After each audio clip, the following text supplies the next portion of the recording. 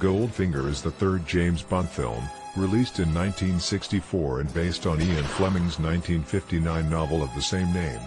Directed by Guy Hamilton, this film is considered one of the best and most influential spy films ever made. The movie set the formula for future Bond films with its blend of action, gadgets, humor, and a charismatic villain. Story: James Bond is assigned to investigate the wealthy and powerful gold magnate Auric Goldfinger, who is suspected of smuggling gold internationally. With the help of CIA agent Felix Leiter and Bond's resourceful gadget supplier, Q-007 uncovers Goldfinger's sinister plan, known as Operation Grand Slam. Goldfinger's goal is not to steal gold from Fort Knox but to irradiate it using an atomic bomb, making the gold useless for decades. This would increase the value of Goldfinger's own gold reserves. Along the way, Bond encounters Pussy Galore, Goldfinger's personal pilot, who ultimately helps Bond thwart the villain's scheme. After a climactic battle in Fort Knox, Bond manages to prevent the detonation of the bomb, and Goldfinger meets his demise in an airplane escape gone wrong. The film ends with Bond being rescued just in time. Cast: Sean Connery as James Bond, Gert Fruba as Auric Goldfinger, Honor Blackman as Pussy Galore, Shirley Eaton as Jill Masterson, Tanya Mallet as Dilly Masterson, Harold Sakata as Oddjob. The scene where Jill Masterson is found dead, covered in gold paint, became one of the most famous images in cinema history. The film introduced Bond's gadget-filled Aston Martin DB5, complete with ejector seat, machine guns, and an oil slick. Since Fruba spoke little English, his lines were dubbed by English actor Michael Collins. The steel-rimmed bowler hat used by Oddjob as a deadly weapon became an iconic Bond gadget. The title song, Goldfinger, performed by Shirley Bassey, became one of the most famous Bond themes ever. It won the Academy Award for Best Sound Editing, making it the first James Bond film to receive an Oscar.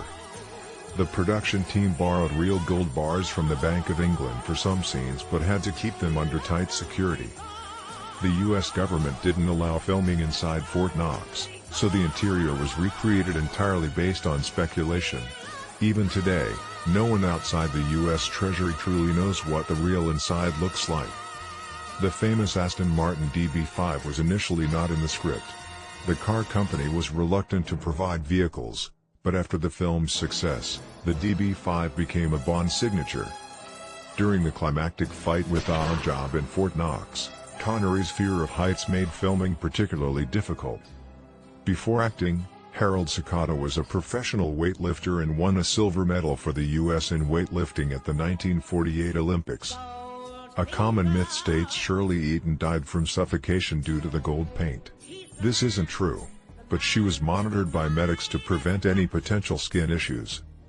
The suggestive name of Pussy Galore caused concern with censors.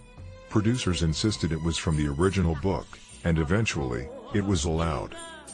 Due to its portrayal of Chinese characters assisting Goldfinger, China banned the movie for decades.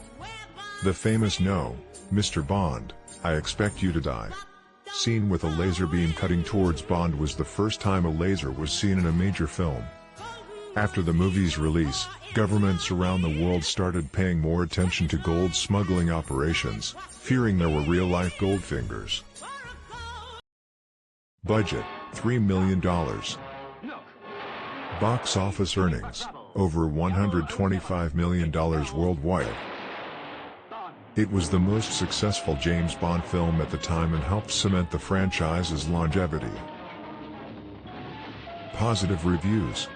Many critics and fans consider Goldfinger the best James Bond movie ever made, as it defined the franchise's signature style with gadgets, humor, and a charismatic villain. Connery was praised for his charm, confidence, and wit, cementing his status as the ultimate James Bond. Gert Fruba's portrayal of Goldfinger was widely lauded, especially for his iconic line, "No, Mr. Bond, I expect you to die." Harold Sakata's silent but deadly henchman, with his razor-sharp hat, became one of the most famous Bond villains. The film was noted for its fast-paced storytelling, exciting action sequences, and the famous Fort Knox climax. The Aston Martin DB5, complete with ejector seat and machine guns, became one of the most famous cars in film history. Goldfinger's title song is considered one of the greatest Bond theme songs of all time. Negative reviews. Some critics argue that irradiating gold at Fort Knox would be more complicated than Goldfinger makes it seem and would still make the gold valuable for scientific purposes. Some felt that Pussy Galore's switch from working for Goldfinger to helping Bond was too sudden and unrealistic, especially considering her strong character.